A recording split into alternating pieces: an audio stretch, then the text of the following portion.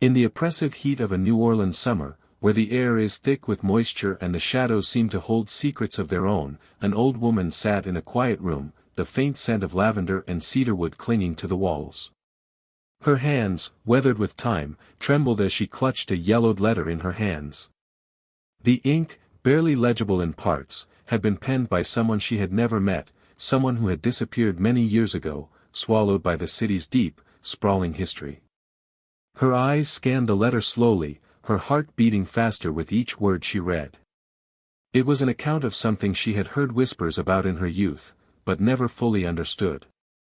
It spoke of a secret, one that had been buried for generations, a secret about the children of enslaved mothers and their role in a practice so disturbing, it had been erased from history. The letter detailed the life of a woman named Eloise, who had lived in New Orleans in the early 1800s. Eloise had been born into slavery, and as was common with many enslaved women, she was forced into sexual servitude by her masters. The letter recounted the chilling truth that Eloise had given birth to a child, one that did not look like her, or like the other children born into slavery. This baby, a girl, had pale skin, light eyes, and fine, straight hair. She looked like the child of a white family, not the daughter of an enslaved woman. The letter described how, for reasons that seemed entirely absurd to the woman reading, the child was raised as if she were white. Her mother was forced to stand in the shadows, never acknowledging the daughter she bore. The child, meanwhile, was treated like royalty by the family that owned her, educated in private schools, and raised alongside other white children in the home. It was a stark contrast to the life Eloise had known. As the letter continued, the woman's mind raced. She had always heard rumors, whispers among the older slaves, hushed conversations between housemaids, of children born to enslaved women who were treated as if they were white, even though they were not. But this practice, this disturbing, systematic practice, had never been publicly acknowledged. It was one of those secrets that was so embedded in the very fabric of New Orleans history that to speak of it would unravel everything the city had fought to build, a social order founded on slavery, racial hierarchy, and ownership. It was a practice that had existed under the surface, hidden in plain sight, and to speak of it aloud was to risk disturbing the delicate balance that had held society together for so long. The letter, though, was proof of a conspiracy that had lasted for generations. This revelation didn't just disturb the woman because of what it meant for Eloise and her daughter. No, it went deeper. It was the realization that this was not an isolated incident, this practice had been carried out by many families, in secrecy, for years. And worse, it was a practice that had been normalized within the structures of power. It was as though the white families of New Orleans had found a way to erase the existence of their enslaved mothers, to rewrite the rules of ownership in ways that benefited them. These children, born of violence and forced intimacy, were given a chance at a life their mothers could never dream of, an opportunity to become white in the eyes of society, to inherit wealth, to gain privileges that most freeborn whites could only wish for. But there was always the shadow of their true heritage hanging over them, a heritage that their masters went to great lengths to bury. The woman's heart raced as she turned the page. The story was not over. It was just beginning. The letter described how the daughter of Eloise had grown up, never knowing the truth of her origins, believing she was simply another privileged white child in a city built on the backs of slaves. But one fateful day, as a young woman, she overheard a conversation that shattered the reality she had lived. She had heard her adoptive father talking to his peers, speaking openly about her mother, about the woman he had owned, and about the circumstances surrounding her birth. It was then that the truth began to emerge. She was not the daughter of the wealthy family she had been raised with, she was the daughter of a slave, a woman who had been used for the pleasures of her master. The truth hit her like a physical blow, one that changed everything she thought she knew about herself. The woman reading the letter set it down, her hands shaking. The air in the room felt thicker now, as though the walls themselves were closing in. How could this have happened? How could such a thing have gone unnoticed for so long? The answer was unsettling in its simplicity. It had happened because no one dared speak of it. The enslaved mothers who gave birth to these white-passing children were silenced by fear and violence. The children themselves were raised in a world where their true heritage was forbidden to be acknowledged. And the city, this city, had lived in denial, pushing the truth further and further into the depths of its consciousness, refusing to confront the ugly reality of what had taken place. The woman felt the weight of history pressing down on her. She knew that the letter was not just a story about one woman's tragedy, but about a systemic pattern that had been repeated over and over again, across families, across generations. The history of New Orleans, the history of slavery, of power, of race, was not a story told in textbooks. It was a story woven into the very lives of the people who had lived and died there. And it was a history that had been deliberately hidden, swept under the rug, so that the city could move forward without confronting the ghosts of its past. But as she sat there, reading the letter in the quiet of her room, she knew that some truths were too powerful to stay buried forever. The truth about these children, about the practice of raising white-passing babies born to enslaved mothers, was a story that could no longer remain hidden. It was a story that needed to be told, not just for the sake of Eloise and her daughter, but for the sake of all the women, all the children, whose lives had been shaped by the violent, twisted dynamics of slavery. As the woman placed the letter back in its envelope, she stood up and moved to the window, gazing out over the streets of New Orleans.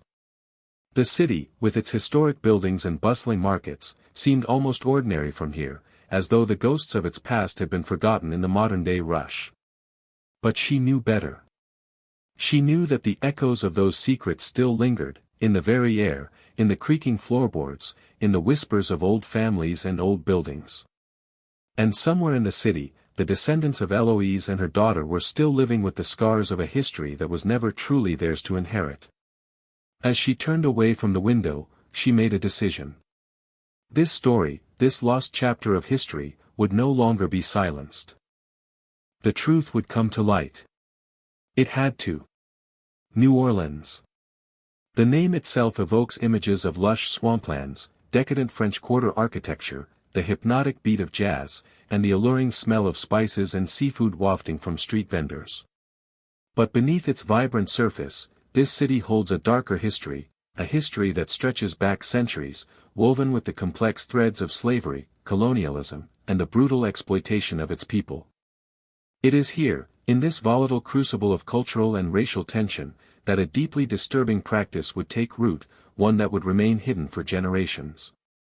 To understand this dark chapter, we must first step back into the past, to the early 18th century, when New Orleans was still a young settlement on the banks of the Mississippi River. Founded in 1718, New Orleans was strategically positioned as a vital port city for French Louisiana.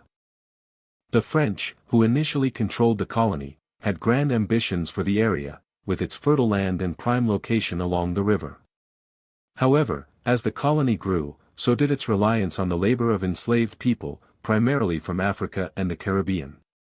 The city became an economic powerhouse, its wealth built on the backs of those who had been forcibly brought from distant lands, stripped of their identities, and forced into servitude under the harshest of conditions. By the mid-1700s, the French had ceded control of Louisiana to Spain, which would rule the region for several decades. During this time, the city of New Orleans evolved into a diverse melting pot of cultures, Spanish, French, African, and Caribbean influences blending together in a unique, often uneasy harmony. But while the city's cultural richness grew, so did its dependence on slavery. The slave trade flourished, and thousands of African men and women were brought to the city, shackled and sold into the brutal system of chattel slavery. They worked on plantations, in homes, in markets, and even in the bustling port, unloading goods from ships that had crossed the Atlantic. It was within this brutal, hierarchical society that the practice of white-passing children would first emerge. New Orleans, like many southern cities, maintained a rigid racial caste system. Slaves were considered property, nothing more than tools for labor. Their identities were stripped away, replaced with the identity of property on legal documents and slave registers. But this rigid system of racial categorization was not without its contradictions, and it was here that the first cracks would appear. Many enslaved women, like Eloise in the story that had been revealed in the letter, found themselves at the mercy of their white masters. The reality of forced sexual servitude was a grim and horrific aspect of the institution of slavery. White slave owners would often exploit the enslaved women in their households, using them as concubines or sexual partners, sometimes even having children with them. These children, born of violence, became a dilemma in the eyes of the masters. On one hand, these children were their biological offspring, a connection that could not be easily erased. But on the other hand, these children were also a reminder of the horrors of slavery, of the power dynamics that allowed such exploitation to exist.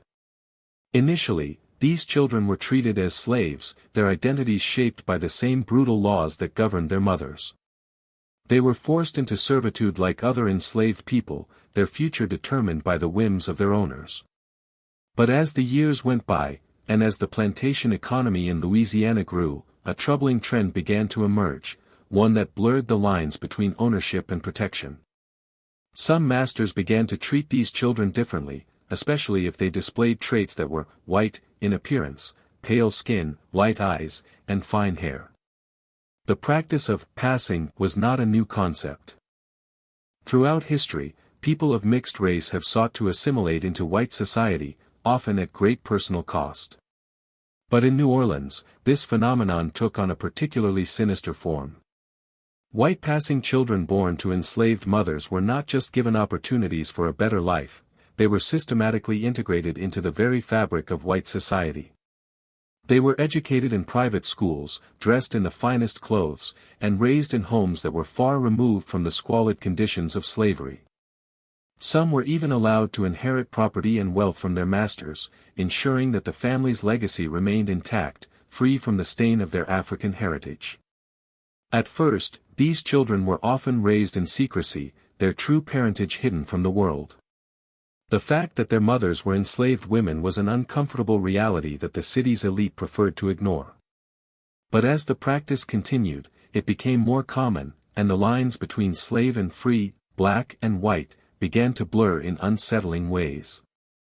The wealthy families of New Orleans, driven by a desire to maintain their power and wealth, found that these white-passing children could serve as a tool to preserve their legacies, without having to acknowledge the existence of the enslaved women who had borne them. But why did this practice take root in New Orleans? What was it about this city, with its unique mix of French, Spanish, and African influences, that allowed such a horrific system to thrive? The answer lies in the very nature of New Orleans' economy and its complex relationship with race and power. Unlike other southern cities, where slavery was largely tied to agriculture, New Orleans was an urban center, where the lines between wealth and poverty, free and enslaved, were more easily crossed. In this city, where the aristocracy rubbed elbows with the working class, the desire to maintain power over both the enslaved and the elite was a delicate balancing act. For the white families who practiced this form of passing, there was a deeper, more insidious reason for their actions. It was not just about wealth, it was about control. By ensuring that these children were raised as if they were white, these families ensured that their power, both social and economic, would not be diluted. These children were not just their heirs, they were symbols of their continued dominance over the enslaved population. In a society where bloodlines and family names were everything, the ability to erase a child's African heritage and integrate them into white society was the ultimate expression of power. Yet, as the years went by, cracks began to appear in this fragile system. The families who participated in this practice lived in constant fear of exposure. If word got out that these white-passing children had been born of enslaved women, it would shake the very foundations of their social standing. And so, the practice was carried out in secrecy, hidden from the public eye. But the whispers grew louder. The enslaved people, who had lived under the yoke of oppression, began to talk. They spoke of the children who lived in the shadows, children who were born into a world of privilege but would never fully belong to either side. They spoke of the horror and confusion that marked their lives, a confusion that was only heightened as they grew older and began to realize the dark secret behind their existence. In the midst of this growing unrest, the city of New Orleans continued to thrive. Its wealth, its power, and its complicated racial system remained intact, but so too did the shadows, the secrets that lurked just beneath the surface of the city's glistening exterior. The practice of white passing children continued, and those who participated in it did so with an ever-growing sense of dread, as if they were walking a tightrope, always at risk of falling. But for those who were caught in the web of this system, those children who were raised to believe they were white but learned the truth too late, the consequences would be devastating. The psychological toll of this practice, the deep sense of confusion, guilt, and alienation, would reverberate for generations. It was a legacy that New Orleans, in its frantic efforts to forget, could never truly erase. As the years passed and New Orleans continued to grow, a subtle yet undeniable tension began to build. The echoes of the city's dark past, though buried under layers of culture, wealth, and progress, were never fully silenced.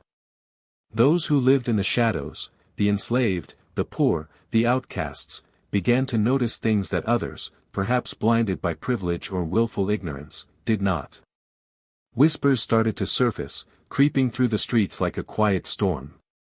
It wasn't just the ordinary grievances of a society built on inequality, there was something more peculiar, something unsettling, about certain children born in the city.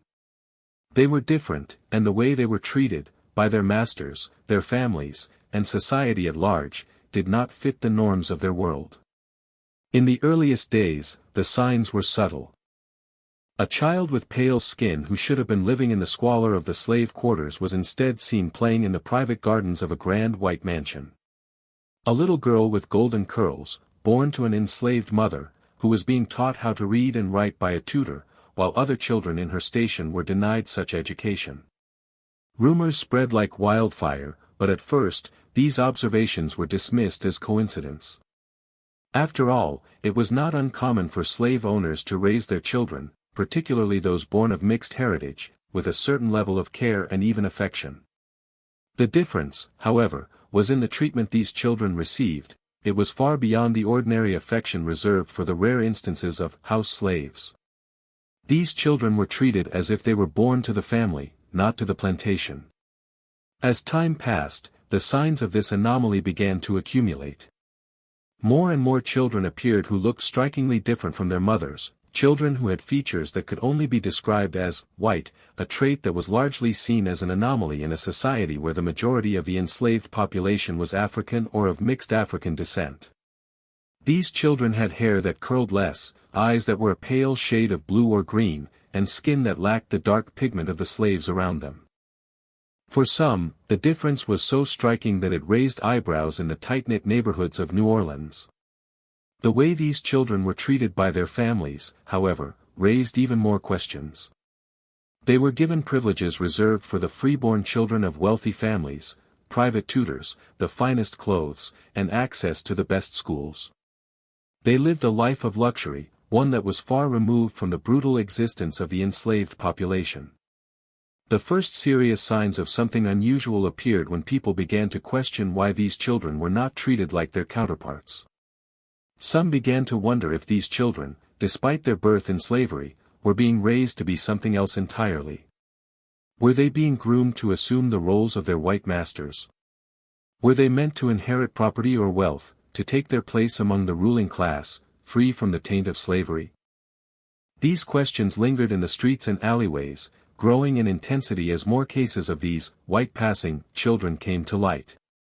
It became increasingly apparent that these anomalies were not isolated occurrences but part of a larger, deliberate pattern. Yet, in the public eye, these children continued to be treated as if they were nothing more than a curiosity, freaks of nature who could never truly belong to either world. For the families who raised them, however, these children were both a treasure and a threat. To raise such a child was to risk exposure, for they were reminders of a world that New Orleans, at least publicly, preferred to forget. The city's elite, steeped in their wealth and power, continued to pretend that slavery was an institution as natural as the weather.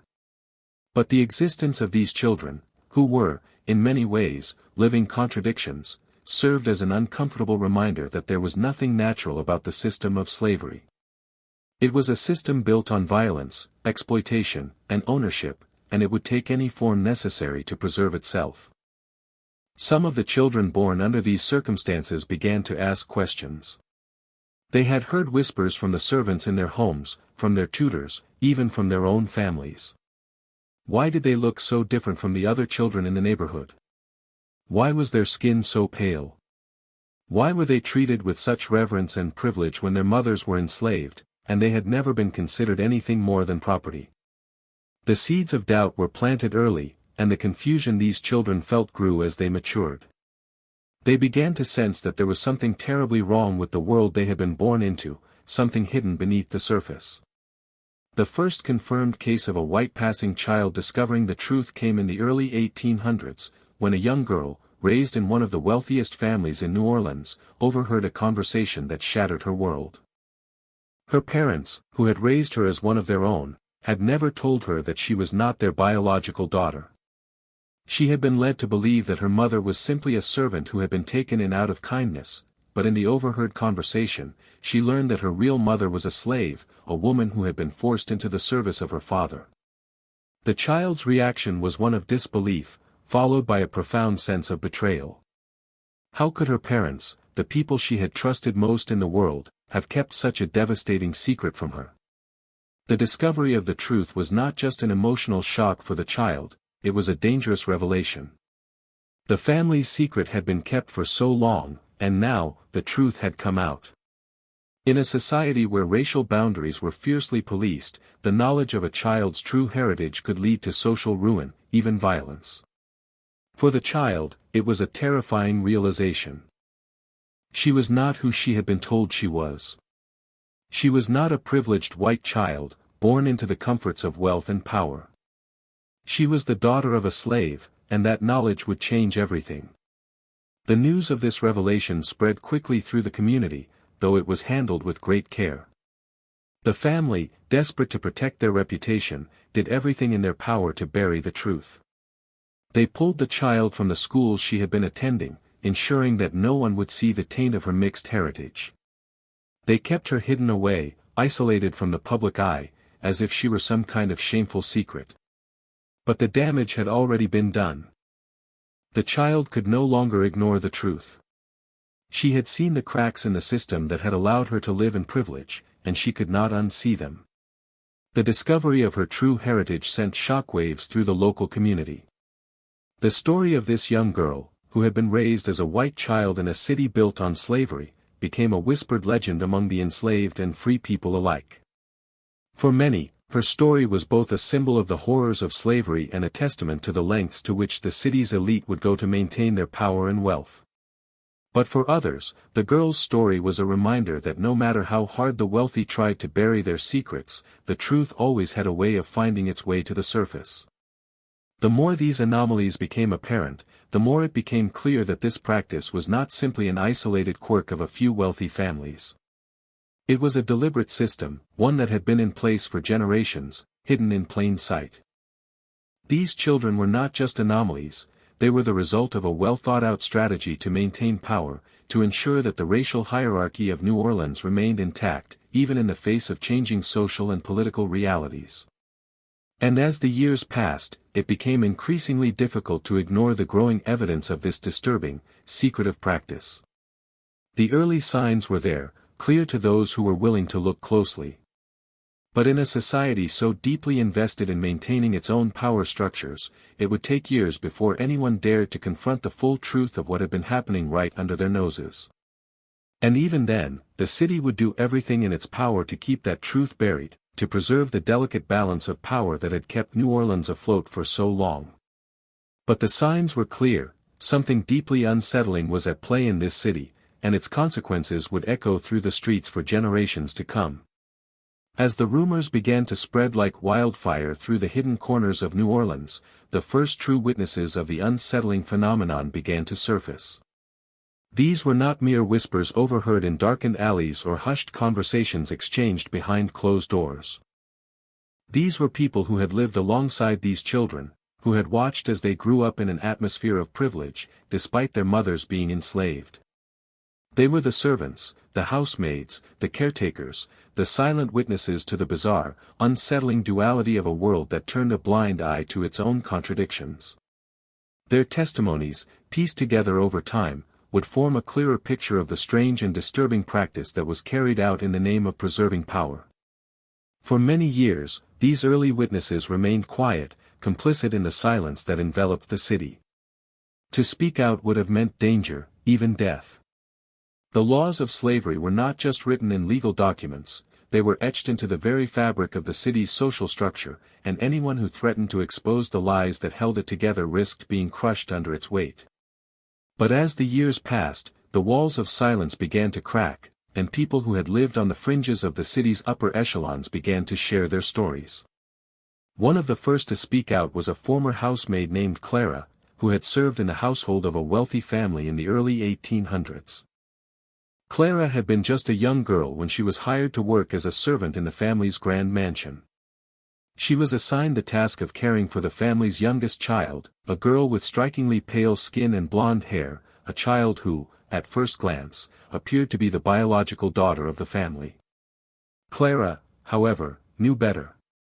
She had seen the way the child's mother, a woman who had been a slave in the household, was treated by the master of the house. It was no secret that the woman had been used for more than just domestic labor. Clara had witnessed the quiet, shameful acts that took place behind closed doors. And she had seen how the child, this pale-skinned girl, was treated differently from the other children in the household. She was raised like one of their own, Clara later recalled, her voice thick with emotion. The way they took care of her, the way they spoke to her, as if she was a little lady, not just a slave's child. She had the finest dresses, the best food. They sent her to the best school in the city, and none of the other children were allowed to go. It was as if she was meant to be something more than what she was. But I knew, deep down, what she was. And it wasn't just the clothes or the education, there was something in the way she looked at them.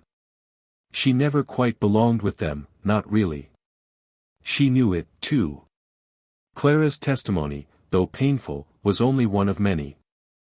Other former servants who had worked in the homes of wealthy families began to speak of similar experiences. These children, born of enslaved mothers and raised among white families, were treated with an air of privilege that was starkly at odds with their true origins. They were given a place at the family table, they were educated, and they were groomed to fit seamlessly into white society. It was as if these families were erasing the very existence of the enslaved women who had given birth to these children, pretending that the bloodlines had not been tainted by slavery. One particular case that drew attention was that of a young boy named Thomas, who had been raised by a prominent family in New Orleans.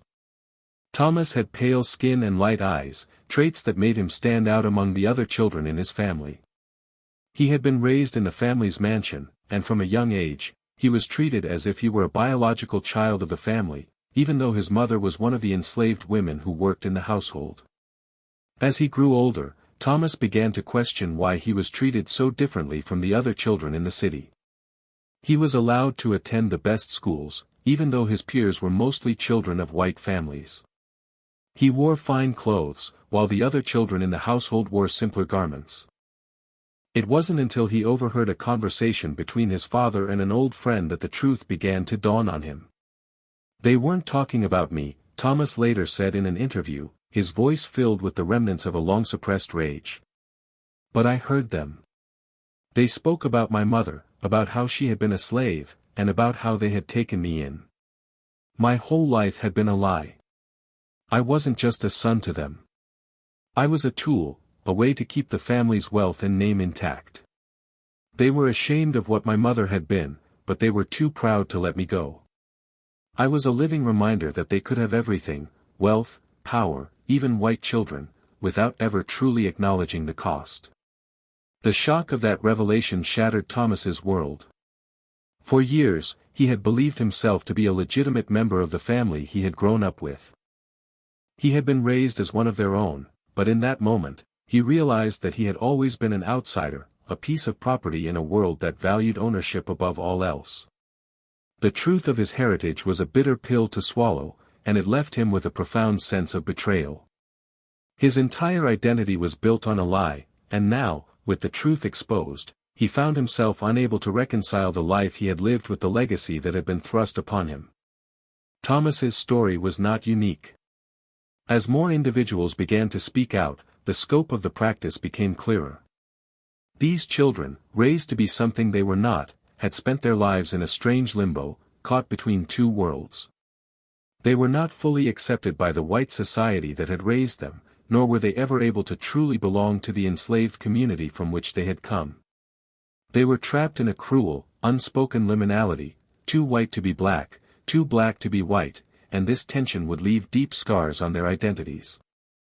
One of the most unsettling aspects of this revelation was the role played by the families who participated in this practice.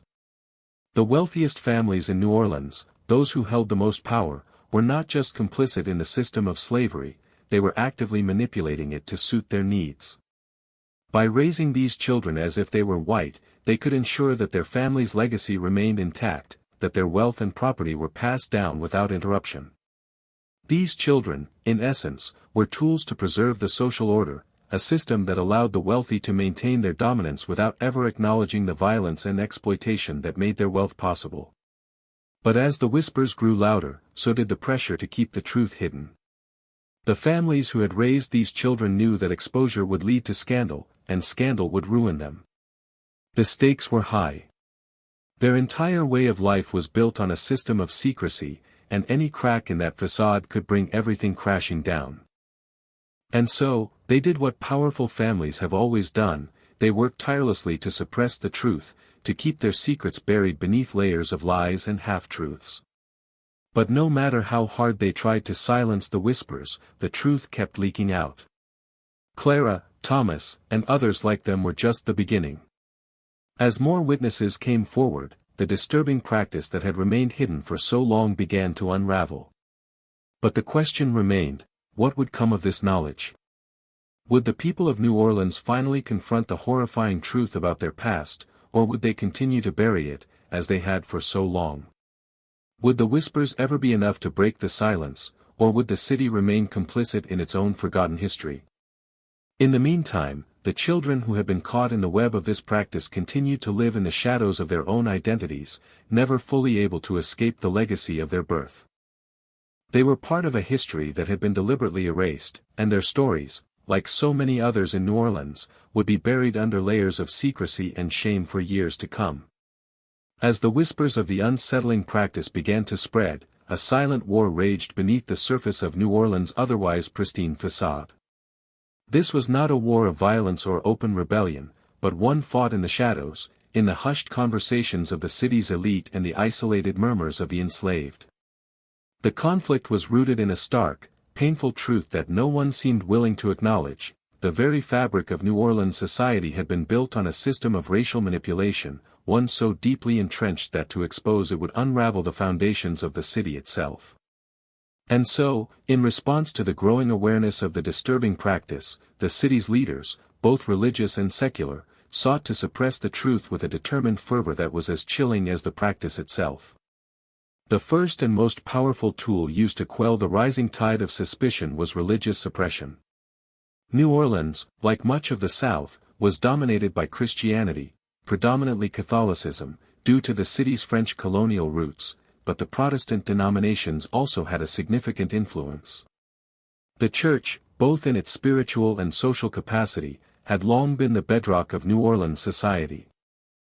It was here that the city's elite found their moral grounding, and it was here that the enslaved were taught their place within the system. The Church had a deep and complex relationship with slavery, at times condoning it and at other times quietly condemning the inhumanity of the practice. But what it could never openly confront, what it could never allow itself to acknowledge, was the moral paradox at the heart of the practice of raising white passing children. It was this very paradox that the Church chose to bury under layers of religious justification and public denial. The priests and bishops of New Orleans, many of whom were well aware of the practice, played an instrumental role in maintaining the status quo. When the first rumors began to circulate about the nature of the children born to enslaved mothers and their mysterious upbringing in the homes of wealthy families, the Church quickly stepped in, not to denounce the practice, but to silence it. The reasoning was as simple as it was cynical: to acknowledge the truth would mean confronting the very heart of the social order. And so, in the name of God and divine order, the church issued a series of sermons and public statements that essentially denied the possibility of any wrongdoing. They framed the issue in terms of piety and virtue, reinforcing the notion that the children born of enslaved mothers were somehow blessed, that their privileged treatment was divinely ordained. Priests preached that God had chosen these children for a higher purpose, that their appearance and upbringing were a manifestation of divine will. It was not an accident, they said, that some children of enslaved women looked white. This, they argued, was part of God's grand plan to uplift them from their bondage, to prepare them for a future that transcended the limitations of their birth. And in doing so, they provided moral cover for a system that was, at its core, predatory. The idea that these children were somehow chosen by God to live as free people, even though they had been born into slavery, offered a moral justification for the unequal treatment they received. But this argument only worked for a select few, those who were willing to overlook the brutal realities of the practice. For most, it rang hollow, for no amount of religious explanation could obscure the fact that these children were not born into freedom. They were born into a system of violence, of exploitation, and of ownership. But the Church's role was not simply one of denial, it was one of active suppression. Religious figures went to great lengths to ensure that any public discussion of the matter was stifled. They pressured newspapers, both local and regional, to avoid reporting on the growing rumors, framing any such reports as blasphemous or dangerous to the social fabric. Public figures who even hinted at the truth were swiftly admonished, threatened with excommunication or public disgrace. The power of the Church in New Orleans, as in much of the South, was enormous, and its ability to shape public opinion was unrivaled. In many ways, it was the perfect institution to act as a bulwark against the unsettling revelations that threatened to tear at the very heart of the city's social order. But religious suppression was not the only tool used to quash the truth. The city's secular authorities, those who held the reins of power in government and law, took an equally active role in ensuring that the practice remained hidden. Public officials, many of whom were descendants of the same wealthy families that had perpetuated the system of white passing children, began to push back against any efforts to challenge the status quo. They framed the issue as a matter of law and order, insisting that the practice was not only justified but necessary for the preservation of New Orleans' way of life. They argued that the city's prosperity relied on a delicate balance, one that could not afford to be disturbed by the moral outrage of outsiders or the unsettling questions posed by a growing number of witnesses. The legal system, too, was complicit. Laws that might have allowed for a more thorough investigation into the practice were either ignored or selectively enforced. In some cases, when witnesses attempted to bring cases against the families who had participated in raising these children, the legal proceedings were quickly dismissed, often under the pretext of lack of evidence. The idea that these children were not legitimate members of the families who raised them, that they were, in fact, born of a violent and exploitative system, was simply not something that could be discussed in court. The very concept of enslaved people, of mixed-race children, was so thoroughly entangled with the social order that it became impossible to address the issue without threatening the legitimacy of the entire system. In addition to the legal and religious suppression, the cultural climate of New Orleans also played a significant role in maintaining the silence. The city prided itself on its diversity, its multiculturalism, and its ability to blend French, African, Spanish, and Caribbean traditions. This cosmopolitan veneer hid a much darker truth, that beneath the surface, racial divisions were rigid, and the lines between white and black were drawn with brutal finality. The practice of raising white-passing children was one more example of how the city's elite were willing to manipulate the racial hierarchy for their own benefit, but it was also a reminder that the boundaries of race were not always as clear-cut as they appeared. In a city where appearances mattered more than truth, where social status was often more important than identity, the concept of passing was just another way for the wealthy to maintain control. The cultural and social pressures to conform were immense. Those who dared to challenge the norms, who questioned the validity of the racial system or pointed out its inherent hypocrisy, were seen as radicals, troublemakers, or worse, threats to the delicate balance that held the city together. The wealthy elite, who benefited most from the system of racial exploitation, made sure that any dissenting voices were silenced, whether through legal means, religious influence, or social ostracism. But the most insidious aspect of this suppression was the way it stifled the very possibility of reform.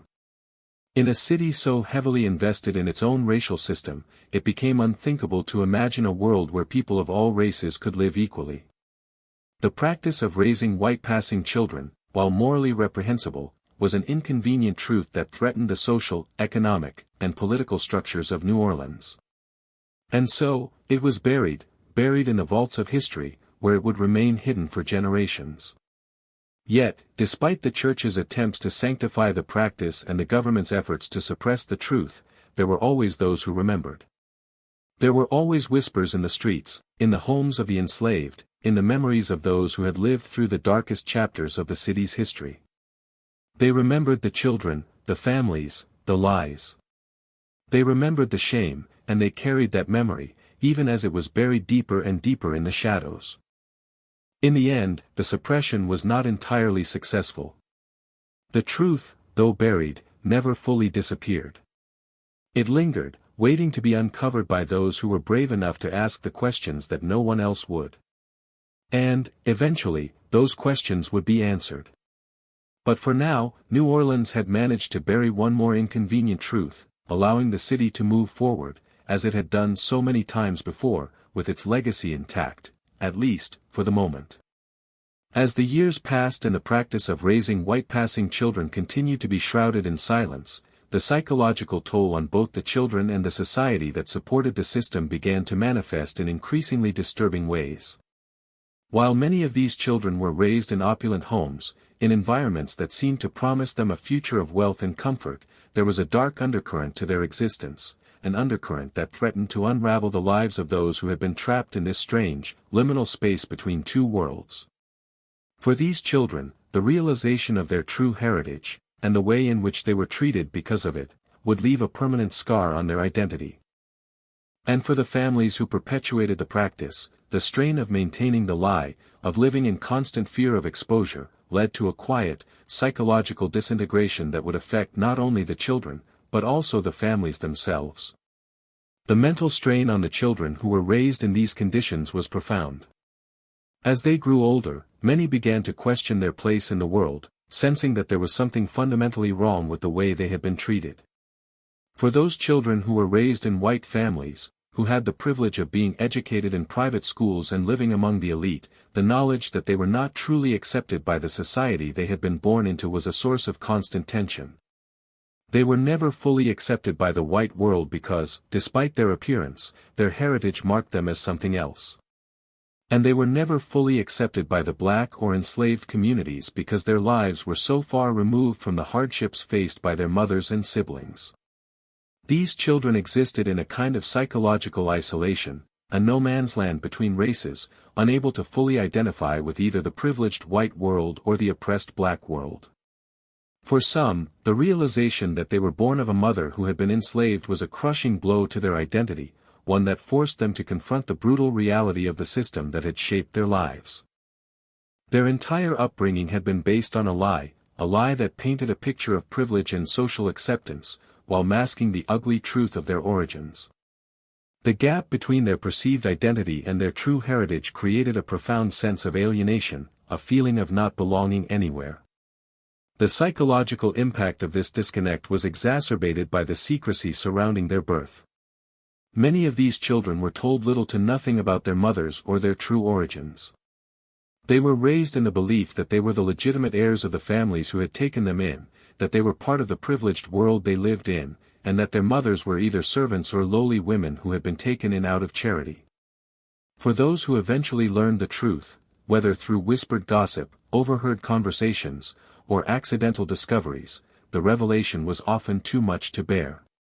The shock of discovering that they were the product of an enslaved woman, that their existence was rooted in violence and exploitation, led many to experience a profound crisis of identity. They found themselves caught between two worlds, neither of which truly accepted them. For some of these children, the psychological toll of their dual identity led to deep feelings of guilt. They had been raised in luxury, while their mothers had been forced to live in the squalid conditions of slavery. They had been given opportunities that were denied to their biological families, and the knowledge of this disparity weighed heavily on them. Guilt and shame became constant companions for these children, as they struggled to reconcile their privileged lives with the brutal reality of their mother's existence. Some turned inward, withdrawing from society and rejecting the very privileges that had been granted to them. Others, unable to escape the emotional weight of their identity, became angry and resentful, lashing out at the families who had raised them, or even at society as a whole. In a few cases, some of the children attempted to return to the enslaved community, hoping to find a sense of belonging among people who had experienced the same horrors they had. But this, too, proved to be an impossible dream. The enslaved community, who had always viewed these children with a mixture of suspicion and resentment, was unwilling to fully accept them. These children, no matter how much they tried to align themselves with the oppressed, were forever marked by their privileged upbringing. The community saw them as symbols of the very system that had kept them in chains, reminders of the exploitation that had defined their lives. For those who were never able to bridge the gap between the two worlds, the emotional and psychological toll was unbearable. Some descended into depression, others turned to alcohol or substance abuse, seeking an escape from the constant turmoil that defined their lives.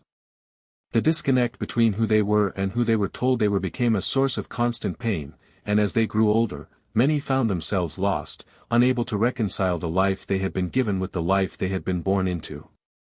The trauma of being raised as an outsider, never fully accepted by anyone, took a toll on their mental health, leaving many emotionally scarred for the rest of their lives. The families who had perpetuated the practice of raising these white-passing children were not immune to the psychological strain that came with maintaining such a secret. While they outwardly enjoyed the wealth and power that their status afforded them, many of them lived in constant fear of exposure. The lie they had built their lives upon, the lie that these children were legitimate heirs to the family fortune, was a fragile one, and the threat of it being exposed was ever present.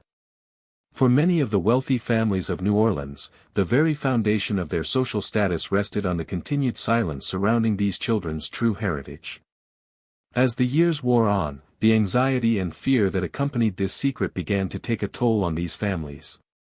The stress of maintaining the facade, of constantly monitoring the children's behavior and ensuring that their true origins remained hidden, began to erode the family's mental well-being. Marriages cracked under the strain, as husbands and wives found themselves unable to cope with the guilt and fear that had become a constant presence in their lives. Some families grew paranoid, fearing that their secret would be discovered, and began to isolate themselves from the outside world. The fear of scandal led them to make increasingly irrational decisions, and in some cases, they went to great lengths to hide the children, ensuring that no one, especially anyone from the enslaved community, would ever learn the truth. There were those who found ways to numb the emotional pain. Some resorted to excessive drinking, others to affairs or reckless spending, seeking distractions from the burden they carried. But no amount of wealth or privilege could erase the deep sense of guilt that accompanied their actions. The families who had raised these children were complicit in the very system that had oppressed an entire race, and this knowledge ate away at them over time. The realization that they had not only participated in a system of exploitation but had also raised children who would be forever marked by that system was a bitter pill to swallow. Despite the psychological strain, however, there were moments of reckoning. There were times when these families, faced with the mounting pressure of their secrets, would attempt to sever their ties with the children they had raised. They would try to send them away, out of sight, hoping that the truth would never come to light. But these attempts to erase the children from their lives often failed, as the children, by then, had grown too attached to their families and to the life they had known. And even if the families succeeded in sending them away, the damage was already done. These children, now grown, would carry the weight of their heritage with them forever, and the psychological scars they bore would last a lifetime. The escalation of this psychological turmoil, both for the children and the families, served as a constant reminder of the inherent instability of the system that had allowed the practice to exist. What was once a quiet, covert act of manipulation and control had spiraled into a web of lies and emotional distress, a tangled mess of guilt, shame, and identity crises. And as the years went on, it became clearer that this practice, like so many other facets of the oppressive system that underpinned New Orleans, could not survive forever. The weight of the lie, the damage done to everyone involved, would eventually bring the entire structure crashing down. As the mysterious and unsettling practice of raising white passing children became more widely known, many within New Orleans began to attempt to explain or rationalize the phenomenon. The psychological and social implications were undeniable, but to face the truth of the practice, that it was rooted in a society built upon racial hierarchies and exploitation, was too much for many. In their desire to make sense of what was happening, some turned to science and pseudoscience, hoping to find a rational explanation that could distance the practice from the uncomfortable realities of slavery and racial discrimination. These attempts to explain the phenomenon were not just about seeking understanding, they were also about protecting the status quo and preserving the myth of racial superiority that underpinned the city's social and economic order. At the forefront of these attempts were the burgeoning fields of racial science and anthropology. In the early 19th century, New Orleans was a city steeped in both intellectual curiosity and racial prejudice. The scientific community, particularly those with ties to the plantation economy, sought to create frameworks that could explain the differences between the races. Much of this so-called science was steeped in eugenics and racial determinism, the belief that people of different races had inherently different traits, abilities, and destinies. These theories were not just academic exercises, they had real-world implications, shaping how society viewed both the enslaved and those born from mixed heritage. One of the most widely accepted, yet deeply flawed, explanations for the appearance of white passing children was the theory of racial blending or racial contamination. Proponents of this theory argued that over time, the offspring of enslaved Africans and white masters could inherit traits from both parents, with the potential to produce children who looked white. While this theory was used to explain the physical characteristics of the children, it also served a darker purpose. It allowed the wealthy elite to frame the children born from these unions as a natural outcome of racial mixing, a process that could not be stopped or controlled, and one that therefore didn't challenge the fundamental racial divisions of society. Some scientists even went so far as to claim that the children born of these unions, those who were born into slavery but had lighter skin, were somehow more advanced or evolved than their darker counterparts. This theory, rooted in racial superiority, suggested that these children represented an ideal of racial purity that was being corrupted by the lesser elements of their African heritage. It was a justification for both the continued exploitation of enslaved women and the elevation of these children above their mothers. In this warped view, these children were seen not as victims of the system, but as anomalies, children who had been elevated by the very power structures that had kept their mothers in chains. The role of white scientific institutions in promoting these ideas cannot be underestimated. Universities and research institutions in the South were instrumental in developing these theories, and their findings were often used to justify the status quo. Some doctors, anthropologists, and other scholars went so far as to claim that the children of enslaved women who passed for white were somehow blessed by nature or divine intervention. They argued that these children were the product of a superior race, chosen by God to be the future leaders of society. In doing so, they perpetuated a narrative that was not only deeply racist but also completely detached from the lived reality of these children, who were often denied any real sense of identity, agency, or self-determination. However, the theories of racial blending and divine intervention began to meet resistance from those who saw the practice for what it truly was, a reflection of a deeply corrupt and exploitative system. Some abolitionists and free people of color in New Orleans began to challenge the pseudoscientific explanations being put forward. They pointed out that the so-called scientific explanations were nothing more than attempts to justify the injustices of slavery and racial inequality. These individuals argued that the practice of raising white passing children was not the result of natural processes or divine will, but rather a deliberate manipulation of the racial hierarchy to maintain control and privilege within the system of slavery. For abolitionists, the growing awareness of the practice represented a critical moment in the fight against the institution of slavery itself. They saw the white passing children not as blessed or elevated, but as victims, children who were forced to live in a state of suspended identity, caught between two worlds that would never fully accept them. These individuals sought to bring attention to the psychological, emotional, and social trauma experienced by these children, as well as the way in which the system used them as pawns to maintain its power. Meanwhile, the larger public remained largely in denial about the true nature of the practice. For most people, particularly those in the upper echelons of society, the scientific explanations that had been put forward were enough to quell any doubts or discomfort they might have felt. The idea that these children were somehow the product of natural processes or divine intervention allowed them to rationalize the system and its inequalities, and it gave them a sense of moral superiority. In their minds, they had done nothing wrong by raising these children as they did. After all, they had only followed the laws of nature and God's will. Yet, for many of the children who were born into this system, the scientific theories offered little comfort. As they grew older and began to learn more about their true heritage, the so-called explanations of race and biology became increasingly irrelevant. What these children needed was not an abstract theory about race, but a sense of belonging, a sense of identity that had been stolen from them the moment they were born into a system of slavery and exploitation. As these children matured, some sought to find a way to reclaim their identity and make sense of the duality of their existence. They began to reject the scientific and pseudoscientific theories that had been imposed on them, and instead, they sought out their mothers, their families, and their communities. They tried to piece together the parts of themselves that had been hidden or erased by the lies of their upbringing. For some, this was a journey toward self-acceptance, a path toward reclaiming their heritage and their true identity as the children of enslaved people.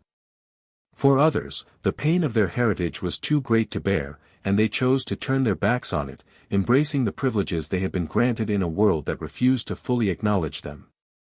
Theories of racial blending, divine intervention, and superiority may have offered comfort to some, but for the children who had been raised in this system, the psychological scars ran too deep.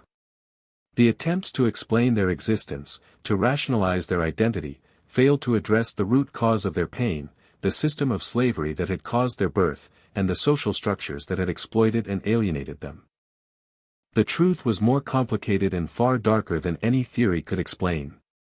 Ultimately, the practice of raising white passing children and the scientific theories that surrounded it exposed the deep fractures in New Orleans' social order. These children, who were treated as both anomalies and symbols of privilege, revealed the moral contradictions at the heart of a society built on racial exploitation. And as more people began to understand the complexities of their lives and the trauma they carried, the once accepted scientific explanations began to fall apart. The truth, that these children were not blessed, but rather cursed by the very system that sought to use them for its own ends, slowly came to light, revealing the dark underbelly of a city that had long turned a blind eye to its own sins. As the years wore on, the truth about the practice of raising white passing children born to enslaved mothers began to unravel in increasingly dramatic ways. What had once been a system cloaked in secrecy and protected by societal norms slowly started to collapse under the weight of its own contradictions. The stories of these children, many of whom had spent their lives in confusion, guilt, and isolation, began to surface more frequently, and the families who had been complicit in this practice found themselves on the brink of social, moral, and psychological collapse. As whispers turned into outright accusations, the social fabric that had held New Orleans' elitist society together began to fray. The first signs of this collapse were subtle. At first, it was nothing more than a growing number of individuals, former servants, workers, and even a few disillusioned children, speaking out, telling their stories of what had truly been happening behind the closed doors of the city's wealthiest families. These voices were often dismissed as the ramblings of disgruntled former slaves or illegitimate children seeking attention, but the frequency and consistency of their accounts could not be ignored. People who had once been silent now felt empowered to speak, and each story seemed to add another layer to the complex web of exploitation, secrecy, and deception that had defined the lives of the children raised in this system. But as the stories of these children and the families that had raised them gained more traction, so did the fear among the city's elite. Those who had been complicit in the system of raising white passing children found themselves at risk of scandal, disgrace, and even legal consequences. What had once been a convenient arrangement, one that allowed them to manipulate the social order and maintain their wealth and status, was now a liability, one that threatened to destroy the carefully constructed lives they had built. These families, who had long been revered for their wealth, power, and social standing, now faced the very real possibility of losing everything. The fear of exposure became so great that some went to extreme lengths to keep their secrets hidden, resorting to threats, coercion, and even violence to prevent the truth from coming to light. In response to the mounting pressure, many of these families withdrew into isolation.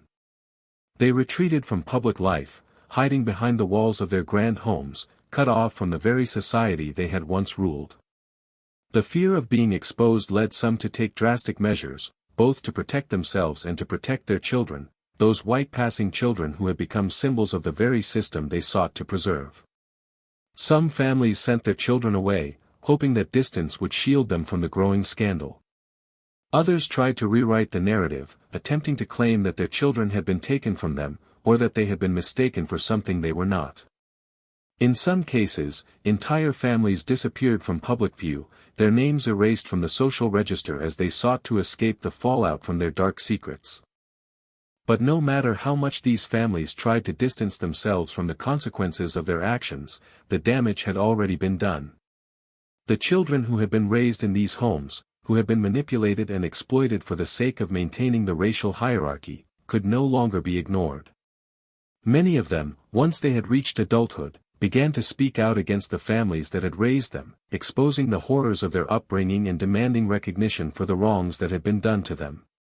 For some, this meant seeking legal recourse, trying to reclaim their rightful place within society and gain access to the wealth and status that had been denied them for so long. For others, the emotional and psychological scars were too deep, and they chose instead to cut ties with their past entirely, retreating into obscurity in search of peace. This period of collapse was marked by a growing sense of fear and paranoia. The families who had once wielded tremendous power over the lives of their white passing children found themselves vulnerable to the very system they had sought to manipulate. The power dynamics that had kept these families at the top of the social ladder were beginning to shift, and the once unquestioned superiority of the white elite was being challenged. The city of New Orleans, which had long prided itself on its racial order and its ability to mask the horrors of slavery under a veneer of civility, was now confronting the deep fractures within its own identity. At the same time, the children who had been raised in this system began to come to terms with their place in the world. For many of them, this process was one of painful self-discovery. They had spent their entire lives in confusion, never fully understanding who they were or where they came from. Raised as white, but marked by their black ancestry, they were caught in a psychological and emotional limbo, unable to fully embrace either identity. Some of these children, once they realized the truth about their origins, began to experience a profound sense of betrayal. They had been raised to believe they were something they were not, and this realization left them feeling lost and alienated. For others, the truth was simply too much to bear. The emotional trauma of their upbringing, coupled with the realization that their entire lives had been built on a foundation of lies, led some to retreat into isolation. The pain of their dual identity, the constant battle to reconcile the two worlds they had been raised in, was too great to overcome.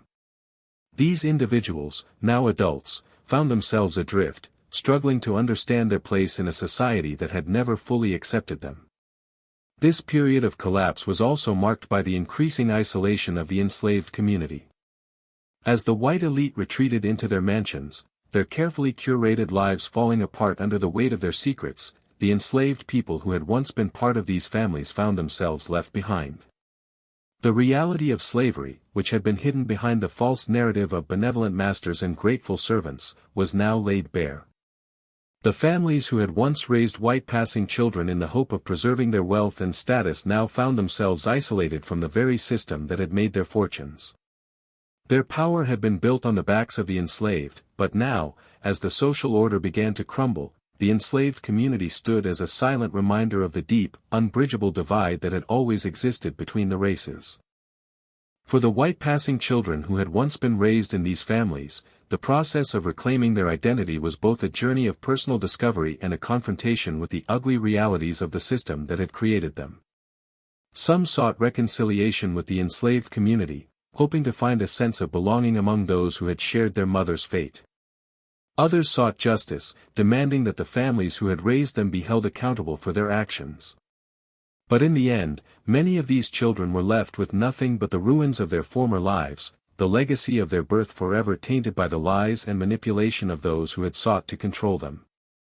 As the practice of raising white passing children fell into decline, it became clear that it was not just the families who had been complicit in this system who were suffering the consequences. The entire social and racial order of New Orleans was undergoing a fundamental shift. The very fabric of the city's identity, the myth of racial purity, the hierarchy of master and slave, was being torn apart. For those who had once lived in the shadows, the collapse of this system was a long-awaited moment of reckoning.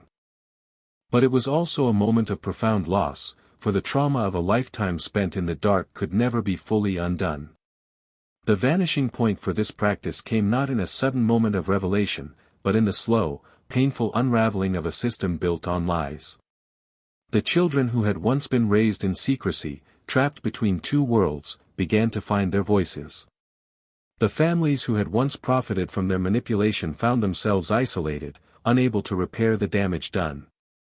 And New Orleans, a city that had long been defined by its complex and contradictory history, was forced to confront the consequences of its actions. The legacy of the practice would not disappear, though. Like so many dark secrets, it would linger in the corners of history, waiting to be uncovered by those brave enough to seek the truth. And in the end, the collapse of the system that had allowed this practice to continue would be its own undoing, but the scars it left on the lives of those involved would remain, an indelible mark on a history that could never truly be erased.